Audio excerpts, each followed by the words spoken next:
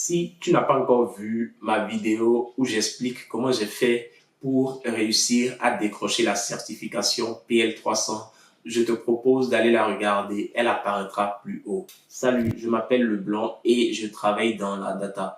Cette vidéo est une série de vidéos que j'ai commencé à faire depuis la semaine dernière où je vous explique les différentes grandes parties de la certification PL300. Aujourd'hui, nous allons parler de deux fonctionnalités avancées dans Power Query. Les fonctionnalités merge et append.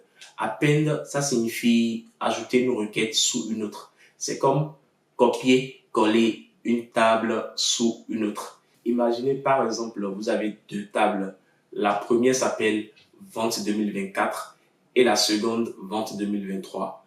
Vous prenez la seconde table, vous la collez sous la première table, ou bien le sens inverse. Autrement dit, vous fusionnez verticalement les deux tables pour obtenir une seule table. C'est ça l'ajout de requête sous une autre, ou bien l'ajout d'une table sous une autre. Pour que cela fonctionne bien, il y a des conditions à respecter.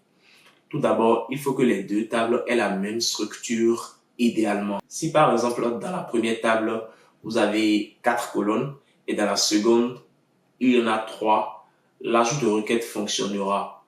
En revanche, la colonne qui n'existe pas dans la seconde table sera remplie par des valeurs nulles.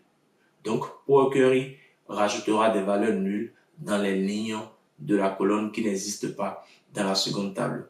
Et la deuxième condition à laquelle il faut faire également attention, c'est le type de la donnée.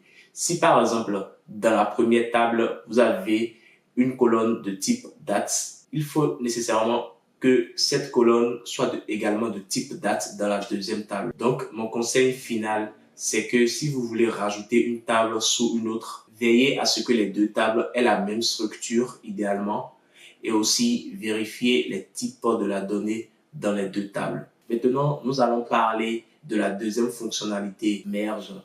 Merge, ça veut dire fusionner. C'est comme les jointures en SQL. Vous combinez deux tables en ajoutant les colonnes à partir d'une correspondance entre une ou plusieurs clés. Donc, il faut nécessairement que les deux tables aient une ou plusieurs clés communes. Ici aussi, il y a des conditions qu'il faut respecter pour que la fusion fonctionne bien. Tout d'abord, il faut vérifier que les deux tables ont une clé commune, mais aussi il faut regarder le type de la donnée des deux clés. Imaginons que dans la première table, la clé c'est l'identifiant du client et le type est entier. Il faut nécessairement que dans la deuxième table également, qu'il y ait l'identifiant du client et que le type soit un entier. Il faut aussi bien faire le choix du type de la jointure. Maintenant, nous allons passer sur mon écran pour que je vous montre concrètement comment réaliser ou comment utiliser ces deux fonctionnalités. Donc, la première chose que je vais faire, c'est aller chercher mon fichier SL. Je vais cliquer donc sur le bouton transformer les données.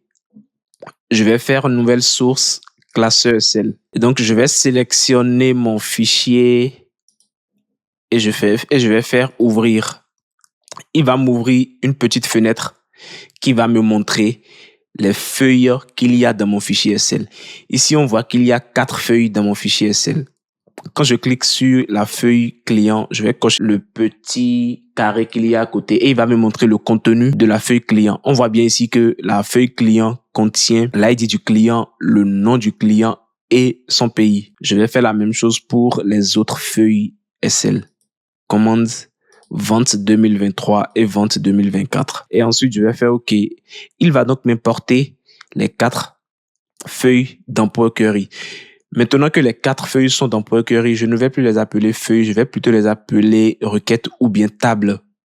Nous avons donc 4 tables. Et l'idée, c'est que je prenne 2 tables pour vous montrer l'ajout des requêtes et 2 autres tables pour vous montrer comment fusionner des requêtes. Alors, je vais utiliser les tables vente 2023 et vente 2024 pour vous montrer la fonctionnalité ajouter des requêtes. La première chose que nous allons faire, c'est de vérifier si ces 2 tables ont toutes les conditions réunies pour réussir à ajouter l'une sous l'autre. Mon objectif ici, c'est de rajouter la table vente 2024 dans la table vente 2023. La première condition que je vais regarder, c'est vérifier la structure des deux tables. Déjà ici, on voit que dans la table vente 2023, nous avons 4 colonnes. Les colonnes ID vente, produit, quantité et montant. Et dans la table vente 2024, nous avons 3 colonnes. Déjà, il y a une différence du nombre de colonnes. Cela veut dire que si je rajoute la table vente 2024 dans la table vente 2023, Workery va créer automatiquement la colonne montante, mais avec des valeurs nulles dans les lignes de la table vente 2024. Je vais tester et vous montrer. Avant de tester, je vais regarder si les colonnes que les deux tableaux sont du même type. Et dans la table vente 2023, on voit bien que l'identifiant des ventes est de type entier. La colonne produit est de type test, quantité est de type entier. Et ici, dans la table vente 2024, on voit bien que l'identifiant aussi est de type entier. La colonne produit également de type test et la quantité de type entier. Maintenant, je vais me mettre sur la table vente 2023. Étant donné que mon objectif, c'est de ramener les lignes de la table vente 2024 dans la table vente 2023. C'est pour cela que je me suis mis sur la table vente 2023. Une fois que c'est fait, assurez-vous de toujours être sur l'onglet accueil. Ensuite, ici, vous verrez l'option ajouter des requêtes. Cliquez sur la petite flèche à côté et vous verrez qu'il vous propose 2 sous-options. La première dit ajouter des requêtes et la seconde ajouter les requêtes comme étant nouvelles. Je vais tester les deux pour vous montrer la différence. Mais quand vous faites ajouter des requêtes, Workery va aller chercher les lignes de la table vente 2024 et les ramener dans la table vente 2023. Mais quand vous faites ajouter les requêtes comme étant nouvelles, il va créer une nouvelle table à part. Et dans cette table, il va rajouter les lignes de la table vente 2023. Donc, je vais tester la première sous-option. Je vais faire ajouter des requêtes. Et il y aura une petite fenêtre qui s'ouvre. Et ici, il me dit concaténer les lignes de 2 tables dans une seule table.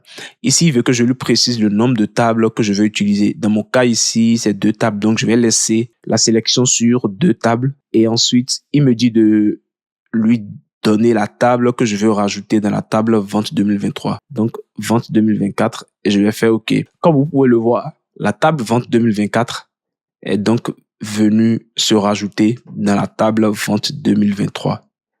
Quand je reviens à l'étape précédente, on voit bien que de base, la table vente 2023 contient 5 lignes. Et ici, la table vente 2024 a pour ID 6, 7, 8, 9 et 10. Et quand je reviens à la dernière étape, comme vous pouvez le voir, les lignes de la table vente 2024 sont venues se rajouter dans la table vente 2023.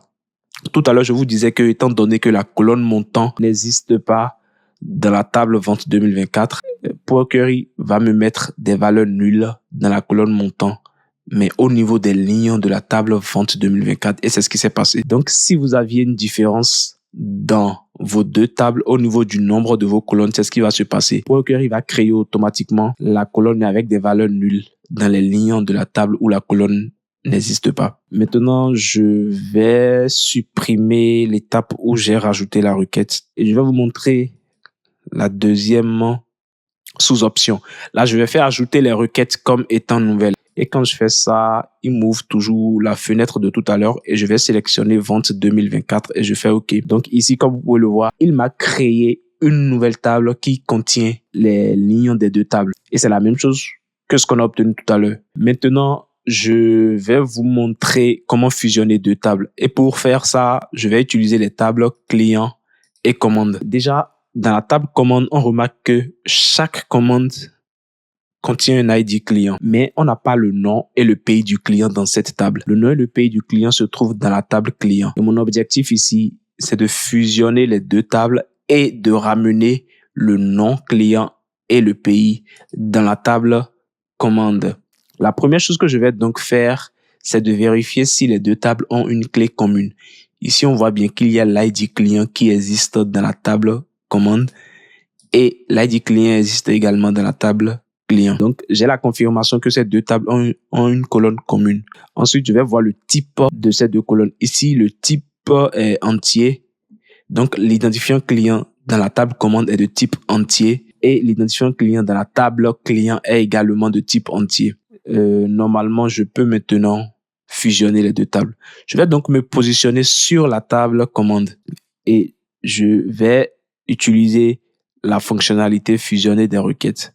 Je clique donc sur la petite flèche et donc ici, comme tout à l'heure, il me propose deux sous-options. Nous allons essayer d'abord la première. Je vais fusionner des requêtes. Donc, il m'ouvre une petite fenêtre où il me demande de sélectionner la table que je veux fusionner à la table commande. Ici, c'est la table client. Ensuite, je vais sélectionner les clés communes des deux tables. Donc ici, on a l'ID client et ici l'ID client. Donc ici, il demande de préciser le type de jointure que je veux utiliser. Nous avons plusieurs types de jointures dans Power Query comme en SQL. Ici, la jointure de type externe gauche signifie garde toutes les lignes de la première table et si rien ne correspond dans la deuxième table remplie avec des valeurs nulles. Autrement dit, si je choisis la jointure de type externe gauche, je demande à Power Query de conserver toutes les lignes de la table commande et les lignes qui n'ont pas de correspondance dans la table client remplace-les par des valeurs nulles.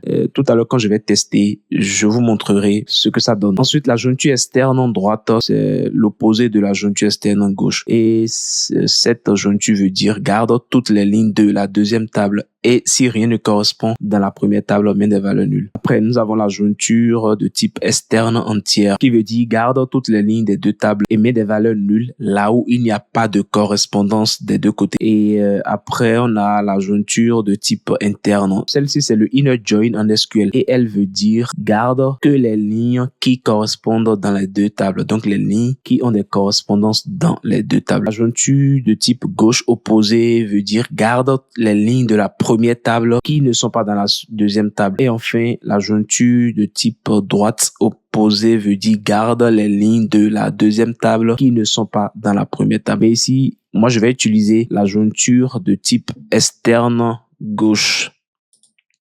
Et je vais faire OK. Et donc là, comme vous pouvez le voir, Power Query a créé une nouvelle colonne dans la table commande. Et cette colonne contient une table imbriquée qui est la table client.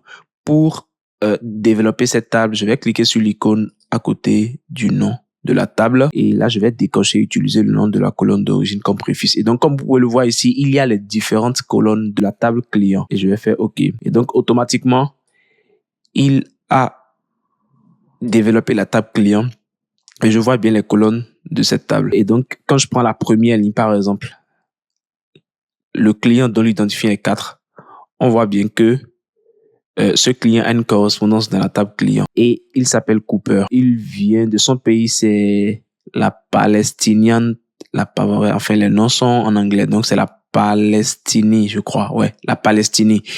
Donc on voit bien que ce client a une correspondance dans la table client. Quand je prends même le client dont l'identifiant est 2, on voit que lui aussi il a une correspondance dans la table client. Par contre, quand je prends le client dont l'identifiant est 7, lui n'a pas de correspondance dans la table client et donc Power Query a mis des valeurs nulles sur cette ligne. Quand je retourne dans la table client, je vois bien ici qu'il n'y a pas l'identifiant 7. C'est pour ça que comme cet identifiant est dans la table commande et Power Query n'a pas trouvé de correspondance dans la table client, il a mis des valeurs nulles. C'est ce que je vous expliquais tout à l'heure pour les jointures externes gauche. Donc, je disais que je demande à Power Query de garder toutes les lignes de la première table et si rien ne correspond dans la deuxième, rempli avec des valeurs nulles. Et c'est ce qui s'est passé avec le client dont l'identifiant est 7. Power Query a conservé la ligne et comme Power Query n'a pas trouvé une correspondance dans la table client, il a mis des valeurs nulles. Et comme ici, ce sont les colonnes non client et pays qui m'intéressent, je peux retirer